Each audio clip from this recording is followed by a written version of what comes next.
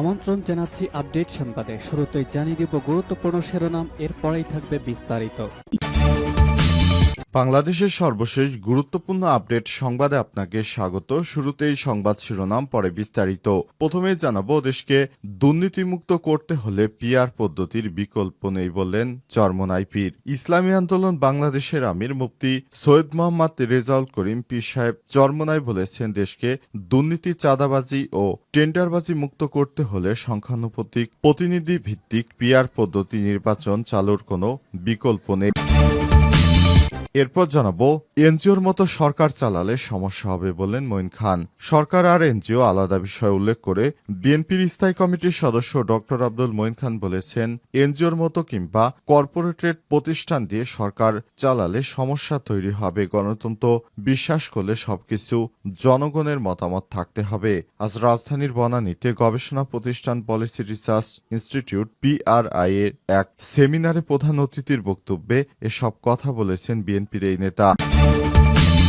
এদিকে খায়রুল হকের শুনানি মানুষের শ্রদ্ধা কর্মের মাধ্যমে অর্জন করতে হয় বলছে বিচারক। সাবেক প্রধান বিচারপতি ও আইন কমিশনের সাবেক চেয়ারম্যান ABM খায়রুল হককে কারাগারে পাঠানোর আদেশ দিয়েছে আদালতের সময় আদালত বলেন, মানুষের শ্রদ্ধা কর্মের মাধ্যমে অর্জন করতে হয়। কর্মের মধ্য দিয়ে ঘৃণা বা ভালোবাসা তৈরি হয়। খায়রুল হক শেখ হাসিনার দালালি করে যা করেছে সেটি কোনোভাবে তিনি মানুষের কাছে শ্রদ্ধা পাওয়ার যোগ্য নয়। এ সময় আদালতে তার পক্ষে কোনো উকিলই দাঁড়ায়নি। এদিকে রাজনৈতিক দলগুলো একমত হলে স্থানীয় নির্বাচন আগে হবে। রাজনৈতিক দলগুলো একমত হলে স্থানীয় নির্বাচন আগে হবে বলে জানিয়েছে স্থানীয় সরকার, পল্লী উন্নয়ন ও সমবায় উপদেষ্টা আসিফ মাহমুদ সজীব ভুঁইয়া। উপদেষ্টা পরিষদের বৈঠক শেষে বিকেলে রাজধানীর ফরেন সার্ভিস একাডেমিতে সংবাদ সম্মেলনে কথা জানান তিনি।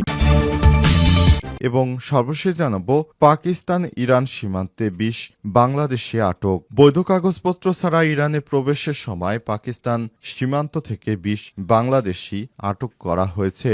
20 জন বাংলাদেশিকে আটক করেছে ইরানের সেনাবাহিনী।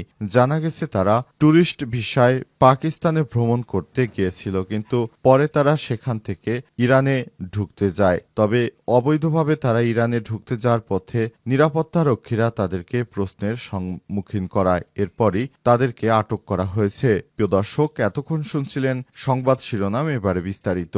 তবে তার আগে বন্ধুরা, অনুরোধ থাকবে এই সংবাদটিতে একটি লাইক দিন। এই চ্যানেলে আপনি নতুন হয়ে থাকলে আমাদের সংবাদটি দেখতে দেখতে চ্যানেলটি সাবস্ক্রাইব করে রাখুন। কমেন্ট করে বন্ধুরা আপনার মূল্যবান মতামত জানিয়ে দিন আপনি বিশ্বের কোন দেশ থেকে বা বাংলাদেশের কোন স্থান থেকে আমাদের সংবাদটি দেখছেন এবং শুনছেন। আর বন্ধুরা, এই সংবাদটি আপনার সোশ্যাল মিডিয়া ফেসবুকে শেয়ার করে বন্ধুদেরও দেখার সুযোগ করে দিন। এবারে বিস্তারিত।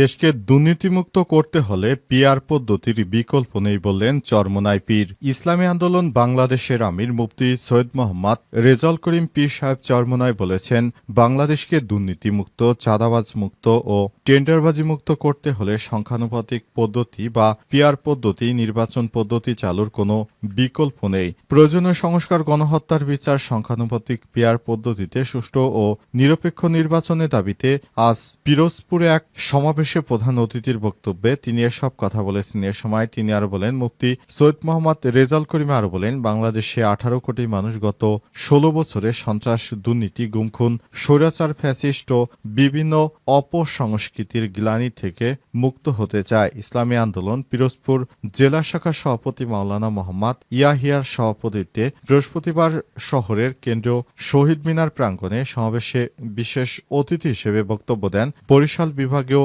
সাংগঠনিক সম্পাদক অধ্যক্ষ মাওলানা সিরাজুল ইসলাম, পিরোজপুর জেলা শাখার সিনিয়র সভাপতি নজরুল ইসলাম, ইসলামী যুব আন্দোলনের সাধারণ সম্পাদক মোহাম্মদ হাফিজুল ইসলাম, জেলা জাতীয় উলামা মাশায়েখ ও আয়াম্মা পরিষদ সভাপতি মোহাম্মদ মাওলানা রফিকুল ইসলাম, ছাত্র আন্দোলন জেলার সভাপতি মোহাম্মদ তরিকুল ইসলাম, সাধারণ সম্পাদক মোহাম্মদ আরিফুল ইসলাম সহ জেলা ও উপজেলার নেতারা।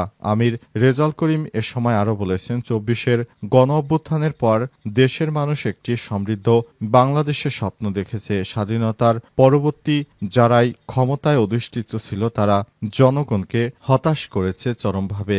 মানব রচিত মতবাদের মাধ্যমে এই স্বপ্ন সম্ভব নয়। তাই স্বাধীনতাকামী মুক্তিকামী মানুষ ইসলামের পতাকা তলে সমবেত হবে।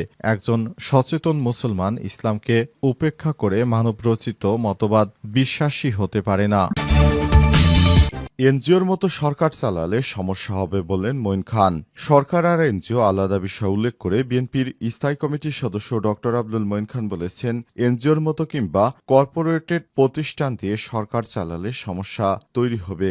গণতন্ত্রের বিশ্বাস করলে সবকিছু জনগণের মতামত থাকতে হবে, জনগণের মতামত নিয়ে সবকিছু করতে হবে। তা না হলে যদি একতরফাভাবে কোনো কাজ করা হয় সে কাজ গ্রহণযোগ্য হবে না। যদি সরকার মনে করে তারা এনজিওর মতো রাষ্ট্র পরিচালনা করবে তাহলে তারা ভুল করছে, সেটি সম্ভব নয়। এনজিও পরিচালনা করতে হলে যেভাবে করতে হয় সেভাবে রাষ্ট্র পরিচালনা করা যাবে না।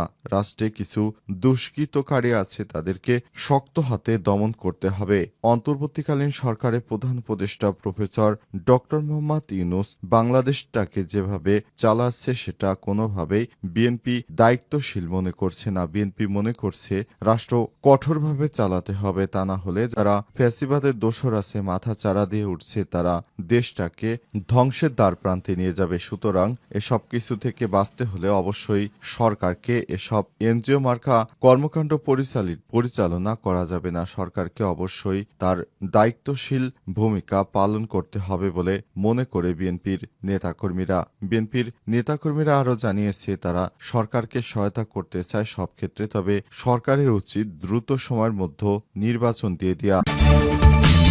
খায়রুল হকের শুনানি মানুষের শ্রদ্ধা কর্মের মাধ্যমে অর্জন করতে হয় বলছে বিচারক। সাবেক প্রধান বিচারপতি ও আইন কমিশনের সাবেক চেয়ারম্যান এবিএম খায়রুল হককে কারাগারে পাঠানোর আদেশ দিয়েছে আদালত। এই সময় আদালত বলে মানুষের শ্রদ্ধা কর্মের মাধ্যমে অর্জন করা হয়, কর্মের মধ্য দিয়ে ঘৃণা বা ভালোবাসা তৈরি হয়। বৃহস্পতিবার রাত 8:45 খায়রুল হককে ঢাকার চিফ মেট্রোপলিটন ম্যাজিস্ট্রেট আদালতে হাজির করা হয়। ডিবির সাদা মাইক্রো গাড়িতে আনা হয় তাকে। এ সময় গাড়ির সামনে ও পেছনে পুলিশের গাড়িতে কড়া নিরাপত্তা দিতে দেখা যায়। খায়রুল হককে আনার সঙ্গে সঙ্গে বিএনপির আইনজীবী খায়রুল দুই গালে জুতা মারো তালে তালে স্লোগান দিতে দেখা যায়। এরপর গাড়ি হাজতখানায় নিয়ে যাওয়া হয়। পরে রাত 8:15টার দিকে অতিরিক্ত চিফ মেট্রোপলিটন ম্যাজিস্ট্রেট মোহাম্মদ সানাউল্লাহর আদালতে হাজির করা হয়। এরপর যাত্রাবাড়ি থানার পুলিশ পরিদর্শক খালেদ হাসান আসামিকে কারাগারে আটকে রাখার আবেদন করেন। রাষ্ট্রপক্ষ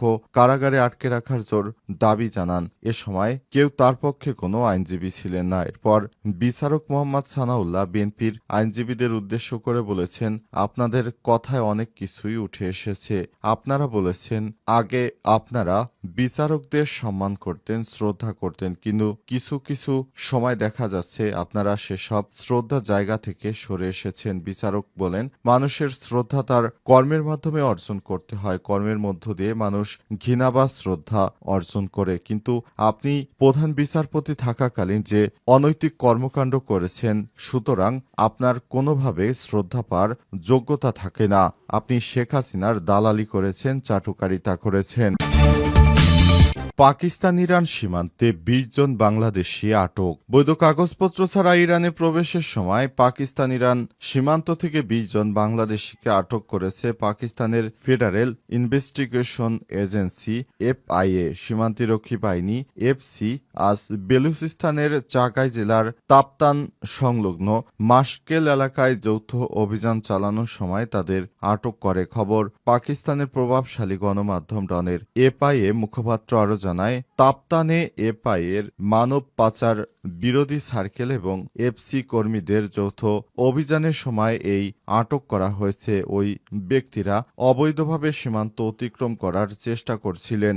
মুখপাত্র নিশ্চিত করেছেন যে আটককৃতরা সকলেই বাংলাদেশি নাগরিক যারা ভিজিট ভিসায় পাকিস্তান প্রবেশ করছিলেন এবং ইরানে প্রবেশের চেষ্টা করছিলেন। সন্দেহভাজনদের মধ্যে রয়েছে আবুল হোসেন মিয়া, আরিফ হোসেন মিয়া, আরিফ, সোপান আবদুল্লাহ, মোহাম্মদ কাবুল মেহেদি আলামিন সাগর হোসাইন নাজামুল হোসাইন হাবিবুর রহমান আনারুল হক রাজব আলী সবুজ আলী আসাদ রুবেল মিয়া আরাফাত আলী আয়মান আকুন্দা এবং সাব্বির শাহী। এদিকে পাকিস্তানের একটি গণমাধ্যম আটকের সংখ্যা ৩৩ বলে দাবি করেছে। এফআইএ প্রাথমিক তদন্তে ধারণা করছে দলটির একটি আন্তঃসীমান্ত মানব পাচার চক্রের অংশ হতে পারে। আটক হওয়া ব্যক্তিরা চলতি বছরের জুন ও জুলাই মাসে বৈধ ভিসায় পাকিস্তান প্রবেশ করে। তারা উপযুক্ত কাগজপত্র বা অনুমোদন ছাড়া অবৈধভাবে ইরানে ঢোকার চেষ্টা করছিল। সীমান্ত এলাকায় এক অনাবৃত পথ দিয়ে তারা যাত্রা করার সময় নিরাপত্তা বাহিনী তাদের থামিয়ে জিজ্ঞাসাবাদ করে, কিন্তু তারা ইরানে প্রবেশের জন্য বৈধ কোনো ভ্রমণ নথি দেখাতে পারেনি বলে জানা গেছে। এরপরই তাদেরকে আটক করেছে ইরানের সেনাবাহিনী।